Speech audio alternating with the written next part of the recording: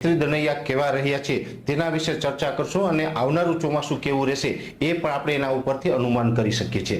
આમ જોવા જઈએ તો જે ચૈત્રી દનૈયા છે એ પણ એક દેશી વિજ્ઞાનનો ભાગ છે। જેવી રીતે દેશી વિજ્ઞાન પ્રમાણે આપણે જે પરંપરા ચાલી આવે છે જેમાં અખાત્રીજના પવનો હોય અથવા તો કસ કાતરા છે, હોળીના પવન છે વગેરે જે જોવાનું હોય છે એમાંનો એક ભાગ છે ચૈત્રી દનૈયા। આમ જોવા જઈએ તો ચૈત્રી દનૈયા વિશે આપણે એક કાર્યક્રમ છે, એક વિડીયો છે એક મૂકેલો હતો, પણ આ ચૈત્રી દનૈયા હવે આપણે પૂર્ણ થઈ ગયા છે તો ચૈત્રી દનૈયા કેવા રહેવાના છે આપણે ચર્ચા કરવાની છે। આમ જોવા જઈએ તો આપણે વેધર ટીવી ઉપર તમામ વિડીયો છે આખા વર્ષના ચોમાસાના મૂકેલા છે કે કયા મહિનામાં કેવા વરસાદ રહેવાના છે। પણ જો ચૈત્રી દનૈયાની વાત કરવા જઈએ તો ચૈત્રી દનૈયા એટલે કે ચૈત્ર મહિનાની પાંચમથી લઈ અને ચૈત્ર મહિનાની 12 સુધી આપણે ચૈત્રી દનૈયા ગણવામાં આવે છે। અને આ વર્ષે અંગ્રેજી મહિના પ્રમાણે જોવા જઈએ તો 18 એપ્રિલથી લઈને 26 એપ્રિલ દરમિયાન ચૈત્રી દનૈયાનો સમય હતો। ચૈત્રી દનૈયા એટલે જે 8 દનૈયા હોય છે એ ચોમાસામાં જે 8 નક્ષત્ર હોય એના પર અસર કરતા હોય છે। જેવી રીતે જોવા જઈએ તો પહેલું દનૈયું જો સારું ગયું હોય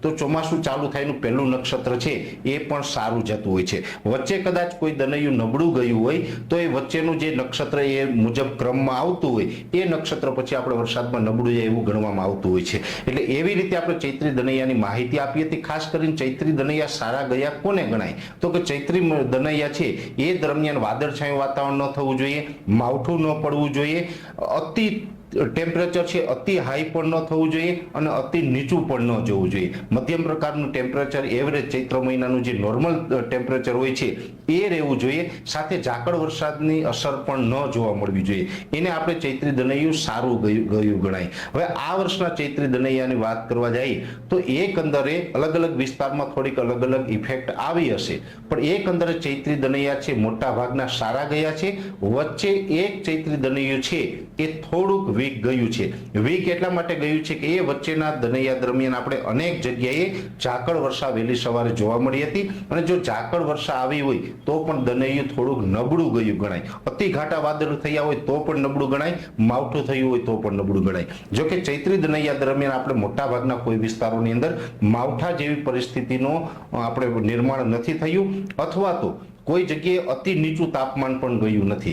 પવન જોવા જઈએ તો એ પણ નોર્મલથી 2-3 પોઈન્ટ વધારે હતો, બહુ પવન આપણે ઊંચો પણ નથી જોવા મળ્યો। ચોક્કસથી પવન છે નોર્મલ કરતા ઊંચો તો હતો, તો વચ્ચેના 1-2 દનૈયા છે એ દરમિયાન આપણે ઝાકળ જે જોવા મળી છે એમાં ખાસ કરીને એક દનૈયું એવું હતું કે જેમાં ઝાકળ જોવા મળી છે એ ઝાકળવાળું દનૈયાનો હિસાબ કરવા જઈએ તો અંગ્રેજી મહિના પ્રમાણે આપણે ઓગસ્ટમાં એક આપણે વરસાદની ખેંચ પડી શકે છે। એટલે કે જૂનમાં વાવણી થાય, જુલાઈમાં પણ અમુક ઉત્તર ગુજરાતના ભાગોમાં વાવણી થશે, કેમ કે જેવી રીતે સૌરાષ્ટ્ર હોય, મધ્ય ગુજરાત હોય કે દક્ષિણ ગુજરાતના ભાગોમાં જૂનમાં વાવણી થઈએ પછી જુલાઈના પહેલા અઠવાડિયામાં મોટાભાગે કચ્છના અમુક વિસ્તારો છે અથવા તો ઉત્તર ગુજરાતના વિસ્તારો છે એમાં વાવણી લાયક વરસાદો થતા હોય છે, એટલે એ પણ સારા થશે। જૂન સારો, જુલાઈ સારો થશે, ઓગસ્ટમાં કદાચ વચ્ચે એકાદો ગેપ 12 થી 15 દિવસનો આવી શકે છે। અને આ વાત છે એ આપણે વાર્ષિક કાર્યક્રમમાં પણ નોંધી છે। જો કે વાર્ષિક કાર્યક્રમ આપણે મૂક્યા ત્યારે ચૈત્રી દનૈયાનો હજી કોઈ આપણે સમય નહોતો આવ્યો, ચૈત્રી દનૈયા જોવાના બાકી હોય છતાં પણ આપણે વાર્ષિક કાર્યક્રમની અંદર ઓગસ્ટમાં આ પરિસ્થિતિ બતાવી હતી।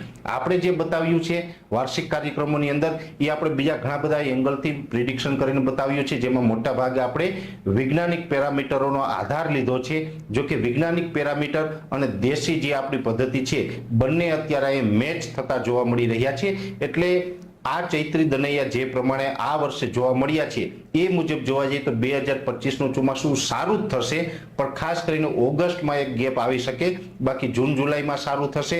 સપ્ટેમ્બરમાં પણ એકંદરે વરસાદો સારા થશે ને સપ્ટેમ્બરમાં તો જૂન જુલાઈ અને ઓગસ્ટ કરતાં પણ સપ્ટેમ્બર મહિનામાં વરસાદનું પ્રમાણ થોડું વધારે રહે તેવી શક્યતાઓ છે। ઓક્ટોબર મહિનામાં ઠીક છે કે મંડાણીયા વરસાદ બપોર પછી આવે અને ચોમાસું વિદાય લે, પણ અંતે નિચોડ કાઢવા જઈએ તો ચૈત્રી દનૈયા છે એકંદરે સારા રહ્યા છે। પણ એક દનૈયા દરમિયાન જે ઝાકળનો એક પ્રકોપ જોવા મળ્યો છે, ઝાકળની ઇફેક્ટ જોવા મળી છે અને ઘણા બધા વિસ્તારમાં ઝાકળની ઇફેક્ટ જોવા મળી છે, એટલે ઓગસ્ટ મહિનામાં 12 થી 15 દિવસનો એક વરસાદનો ગેપ આવી શકે છે। આવા ચૈત્રી દનૈયાના જે આપણે લક્ષણો હોય એ જોવા મળ્યા છે અને આ મુજબનું ચોમાસું છે તે થાય તેવી શક્યતાઓ માનીને ચાલવાનું છે। હજી અખાત્રીજના પવનની વાત છે એ પણ આપણે 1 થી 2 દિવસની અંદર એ વિડીયોની અંદર માહિતી આપવામાં આવશે કે અખાત્રીજના પવનો કેમ જોવા અને અખાત્રીજના પવનો કઈ દિશામાંથી કઈ દિશામાં ગયા હોય તો શું આપણે આવનારા ચોમાસા ઉપર અસર પડે તે ચર્ચા પણ આપણે નેક્સ્ટ વિડીયોમાં કરશું.